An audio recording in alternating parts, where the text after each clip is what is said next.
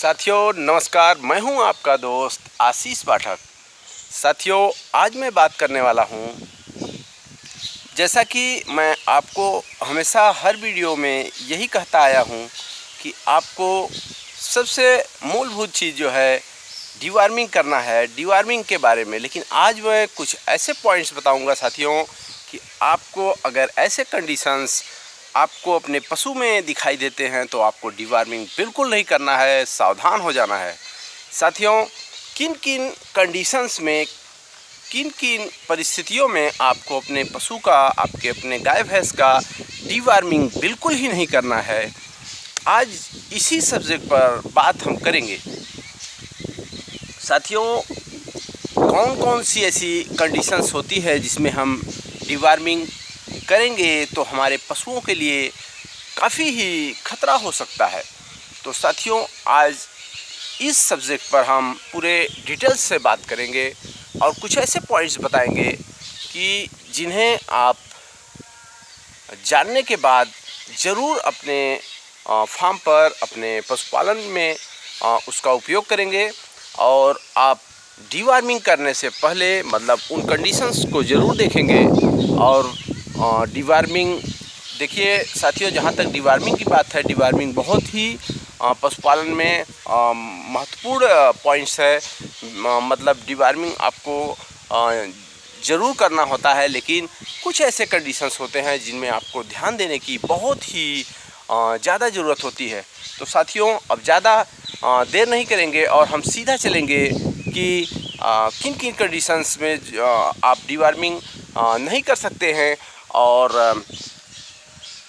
उन पॉइंट्सों के बारे में हम अब बात करेंगे। तो साथियों जो कुछ ख़ास सावधानी है, जो कुछ ख़ास सावधानी आपको बरतने की ज़रूरत है जिससे मैं बताऊंगा, तो आप नोट करें, आप ध्यान दें इस सब्जेक्ट पे कि आपको किन किन परिस्थितियों में डिवॉर्मिंग नहीं करना है। साथियों सबसे फर्स्ट पॉइंट की अगर हम बात करेंगे तो जब आपका बच्चा, आपका जो पशु है अगर बच्चा दे देता है, बच्चा दे करके उसको अगर 1 माह नहीं हुआ है, मतलब कितना भी कम तो 25 दिन से पहले आपको उसका डिवॉर्मिंग नहीं करना होता है। क्यों नहीं करना होता है? क्योंकि वह प्रसव काल में होती है, प्रसव का पीड़ा उसका जो है उसे हुआ रहता है। मतलब जब आपका पशु ब्याया रहता है तो वो प्रसव का जो दर्द है, जो झेली रहती है, तकलीफ़ उसको हुआ रहता है, दर्द हुआ रहता है, अंदर जो उसके पेट में घाव हुआ रहता है, वो सब चीज़ भरने में जो टाइम्स लगता है, इन कारणों से अगर आप उसका उस टाइम पे डिवॉर्मिंग करेंगे तो हो सकता है उसके लीवर पे और ज़्यादा प्रॉब्लम हो जाए और उसे प्रसव पीड़ा के साथ साथ और ज़्यादा तकलीफ़ उसे हो जाए और उसका दूध जो है, दूध में कमी हो जाए, उसका भूख में प्रॉब्लम हो जाए, भूख में उसका जो भूख है लीवर में प्रॉब्लम हो जाएगा तो भूख नहीं लगेगा। इसके लिए आपको सबसे फर्स्ट पॉइंट ध्यान देना है कि जब आपका पशु ब्याए तो ब्याने के 1 महीने के बाद ही आपको डिवॉर्मिंग करना है। और अगर हम दूसरे पॉइंट्स की बात करते हैं साथियों, तो दूसरा पॉइंट्स है कि जब हमारा पशु बच्चा देने से 1 महीना पहले हो, मतलब 9वां महीना हमारे पशु को लगा हो, तो उसके बाद हमें डिवॉर्मिंग नहीं करना है। क्योंकि अगर उस पीरियड में हम डिवॉर्मिंग करेंगे तो उसका हमारे पशु पर गलत असर पड़ सकता है, क्योंकि वह उसमें गर्भकाल में होती है। तो अगर आपको पशु का डिवॉर्मिंग करना है जब वह गर्भवती हो, जब वह बच्चा है उसका पेट में, उस समय अगर आपको डिवॉर्मिंग करना है तो आपको उसके पहला करना है आपको 1 से चौथे महीने के बीच में, और दूसरा करना है चौथे से 7वें महीने, और बहुत रेयर केस में अगर 8वां महीना चालू हो रहा है तो उसमें आपको कर देना है। यानी कि 1 महीने पहले आपको डिवॉर्मिंग बिल्कुल ही नहीं करना है। 30 से 40 दिन पहले ही आपको डिवॉर्मिंग नहीं करना है बिल्कुल उसका। उसके बाद साथियों ये हो जाता है हमारा दूसरा पॉइंट्स। अब हम चलते हैं तीसरे पॉइंट्स की तरफ कि हमको तीसरे पॉइंट्स का जो कब हमें डिवॉर्मिंग नहीं करना है, कब उसे पेट में जो कीड़ी होता है उसको कीड़ी मारने की दवा नहीं देना है।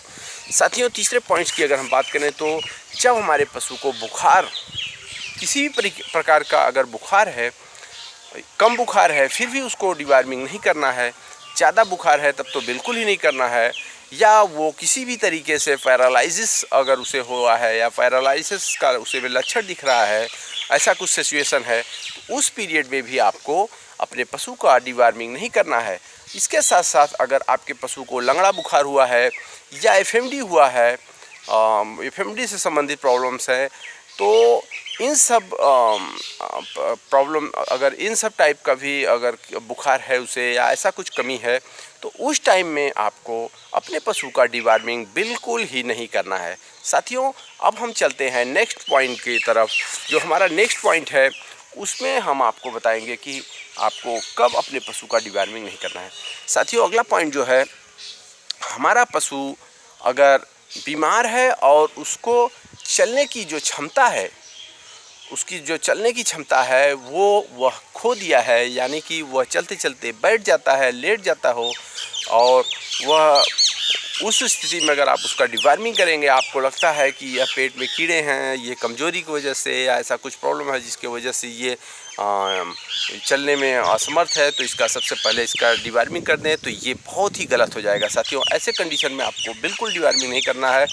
जब वह सही से चल नहीं पा रहा है और बार बार बैठ जा रहा है, ऐसे कंडीशन में अगर आप उसका डिवार्मिंग करेंगे तो वह पशु जान से भी जा सकता है। इसलिए आपको ऐसे परिस्थिति में बिल्कुल उसका डिवार्मिंग नहीं करना है। साथियों, इसके अलावा आपको ऐसी कंडीशंस में बल्कि उसको डिवार्मिंग न करके आपको कोई एनर्जी की दवा आती है, एनर्जी की दवा दे सकते हैं, और या तो फिर उसको एनर्जी से संबंधित जो फीडिंग और जो चीज़ें हैं खिलाने वाली, उसे आप खिला सकते हैं ताकि वह वापस चलने लगे। तो साथियों, इन सब जो पॉइंट्स की हम आज बात किए हैं, आपको डिवार्मिंग करने से पहले इन सब विषयों पर विशेष ध्यान देना है, उसके बाद ही आपको डिवार्मिंग करना है। साथियों, डिवार्मिंग बहुत ही ज़रूरी पॉइंट्स है, लेकिन इन सब कंडीशंस में अगर आप डिवार्मिंग करते हैं तो आप सावधान हो जाएं, क्योंकि आपका पशु खतरे से खाली नहीं हो सकता अगर आप डिवार्मिंग कर देते हैं। तो साथियों, आज का वीडियो ये कैसा लगा? अगर आपको अच्छा लगा हो तो वीडियो लाइक किया करो। आप लोग लाइक नहीं करते हैं, और बेझिझक आप कमेंट करें, जो भी आपको जैसा भी लगता है तो आप कमेंट किया करें। साथियों, ऐसी ही जानकारी भरी वीडियो के लिए हमसे जुड़े रहें, और फिर हम मिलते हैं आपको अगले वीडियो में ऐसी ही जानकारी भरी वीडियो लेकर के। तब तक के लिए अपना ख्याल रखें, स्वस्थ रहें, मस्त रहें और अपना ख्याल रखें। फिर मिलते हैं अगले वीडियो में, तब तक के लिए धन्यवाद।